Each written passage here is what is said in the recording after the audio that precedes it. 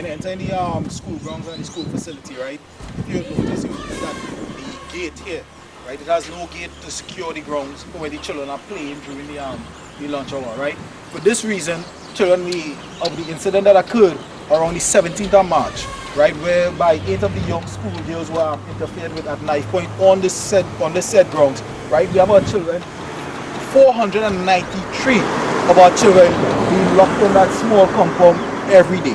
Right, they are not allowed to come over the compound. What's the size of that compound? Can you imagine having 493 young people running around that compound playing? How dangerous that would be, right? They are so tightly, they are so in such a tight and enclosed area. The area not even safe, right?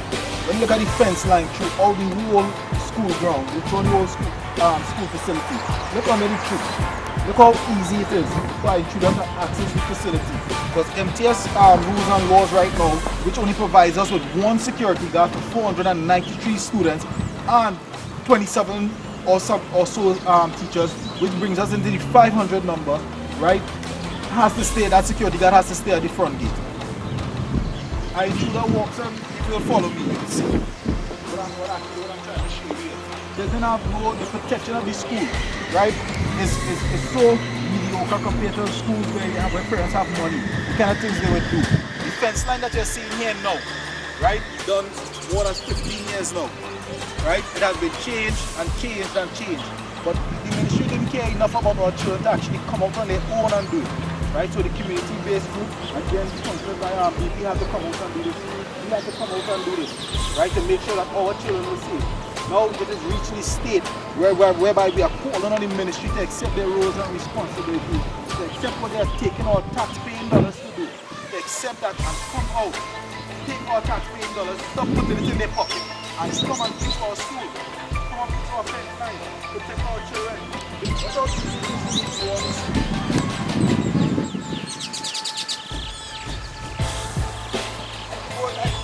vandalize the school. If it has some little child there, some pedophiles will come out to the school and interfere with these children.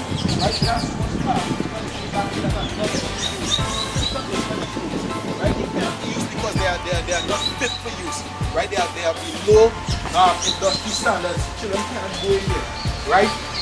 This is how easy it is. This is how easy it is to access the facility. Holes in the fence.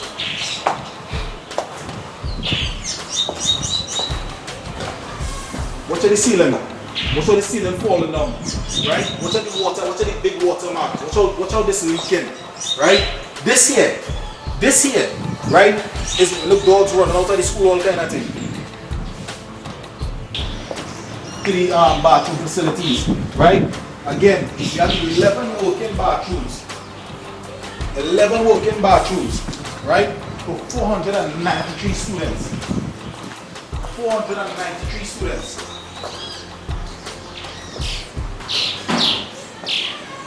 Right? What are the sign on this door? Right? Do not use this toilet, please. It has to be written so much time on the door. They have to lock the door, tie it up, all kind of thing, because the toilet, it just not deplorable. Right? Right? Throughout the facility, it have other hoses throughout the facility with no nozzle on it. Right? These are things that's supposed to be certified every year. Certified every year. Right? What? This was last inspected in July 2012. In July 2012. Right? This is 2014 when we go and inspect this. When our fire for the 40 electrical problems we have in the school happen and we realize we can't save nobody's life. That is when we go and inspect it. Some of the lighting system don't even work fixing. They don't even work. Watch at this door. Right? This is access to our classroom. What? Watch at this door. Watch what this teacher has to be faced with. So in the event that I rated person want to come and attack this teacher because of something, right?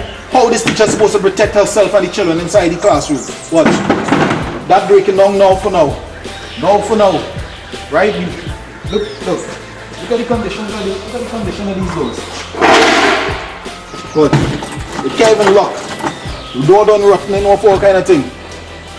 Doors done rotting off. And our teachers trying their best, But we look at a facility that is conducive to learning, what it takes to make a child learn, right? It's a fire extinguisher here. That one, like that one, we wanna go on with that one.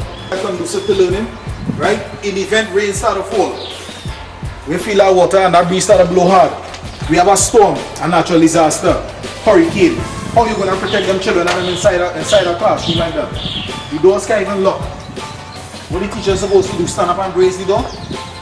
That's what we would expect a teacher to do. Right? So the condition of these, look. Look at the condition of all this here. Condition of that. Water leaking, it'll break out and fall off. You understand? Nobody, who really responsible for the school? Private entities cannot come in and do any work on the school without ministry approval. Ministry doesn't want to grant the approval, they don't want to come and do the work. So who really supposed to do it? What will this teacher have to do to protect our children? Because it has a lot of dust raising here during the day. When the sun is hot, the ground dry, what? How to tape up the windows with garbage bags. It's in good condition, right? Meaning the fact that school, we have not school in 2 weeks, right? It's in good condition. So, what are the walls? Right? Tiles all over the walls. The urinal. If you come in here during a moment, take out this urinal are non-functional. Let's say have no water running down in these things. They only looking like they're working. It has no water running down in these urinals. Right? Because if you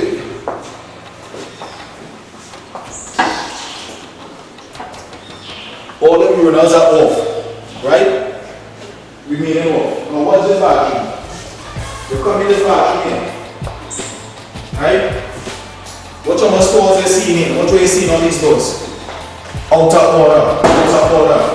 Right? Outer order. This one is outer order. But some child needed to use the bathroom so much that they went and used the toilet anyway. Even though it was outer order. Right? That's the kind of thing our children are faced with. Right? They use the toilet even though it was outer order because they did not have a choice. They did not have a proper choice. They cannot flush. Now this is a toilet that is working. Right? Look what our children have to use. This is a working toilet. Right? A working toilet. That is what you would put your child to use. The toilets and the toilet system here is so outdated, right? That they don't even make parts for these things anymore. They don't make parts for them toilets and think no more. You're not getting anything to fit some of the toilets, the fittings you have. In order to make one toilet work, you have to take parts from the next one, which actually puts one out of order to make the next one work. This water is coming inside the hospital, right? Look at that. Look at the discoloration within the water, right? Now, you might say the green part over there is moss, but who's to say that this brown thing is not some kind of iodine or some kind of cleaning fluid that was used on somebody, right? Who's not to say that it's nothing biological, right? Now, our children are exposed to bloodborne pathogens, right? Because as a little children, everybody knows as a little child, when you see water running down the drain and thing, you'd want to come and take your little them little seed and thing and drop in the drain to see who both could race faster than who. Right? We have children coming here to play every day, right? Because they no longer allowed to go out on the school ground. So when they come in here to play in this kind of filthy area, who is to say that they are not exposed to bloodborne pathogens? Who is to say that the rats that are running in this thing, they are not exposed to leptospirosis? Right? Who's to say that that is not feces water coming out from the hospital? Right? When the toilets flood within the school and the children have to walk in feces water, right? They're exposed to hepatitis A, they're exposed to pink eye, they're exposed to polio, they're exposed to tapeworm, they're exposed to E. coli and other things that will dwell in feces, that dozens of other communicable disease that you will be able to find in feces. Who's to say that our children are not exposed to these things? You have nobody coming here and doing regular tests, right? Look at this area, right? When you look at here, you would think this is a stock room. This is not a stock room. This is actually the area for the toilets that we just visited inside, right? Look at this. Watch. It doesn't even flush. It can't work. Look. They don't make the parts no more, so they have to make the whole one system obsolete to make that one there work, right? They have to cut off the pieces and just make all these things here obsolete. Look, no water in them. They can't even full. The system not even working. And this is what our children, 493 of our children are faced with on a daily basis. Right? They're holding up these channels, right? These gutterings, right? They hold up other things in the ceiling. Watch how far this been rotted through, right? What we gonna do? Wait until it fall and damage one of the children or possibly kill one of the children, then to say, oh, we need to be reactive, something should have been done, why nothing wasn't done? Why aren't we proactive? Why aren't we proactive? Why are we reactive? Why do we constantly have to be reactive to every situation that happens? Look at this. This is thing to save the life of the children and them. What are the conditions? What are the electrical outlets the children exposed to? We have electrical plugs through all the school facility. The children exposed. Look at next electrical outlet over there. Same thing. Right? Children are exposed to bare wiring. Nobody don't care. Right? It have plugs on a lower level where the children are exposed to. What happens when these plugs and things children get in contact with it? Sparks. Some of these plugs we smoking. We have 4-year-olds, 5-year-olds in this school. Excuse me. Right? 5-year-olds. These children are exposed to all these hazards. Watch this next one here. Right? Watch this fire hose. Right? This is something that's supposed to meet a certain standard. Right? Watch the fire hose. Where's the nozzle for the fire hose? So in the event of an emergency now, how do we deal with this? How do we treat with this? How do we react with this? Right? No. Nothing. Who's responsible for this? Who's responsible for this? How are children going to be protected with things like this? But again, we have a minister, right? We have an MP, right? We have a minister of education, we have an MP what? The condition of this place. All the ceiling boards cracking and falling out. So all we waiting for it to do is fall and pop somebody's child neck for the parent to come here and get all like a fool, and then they want to say, look at the parent. Watch all of them. Watch.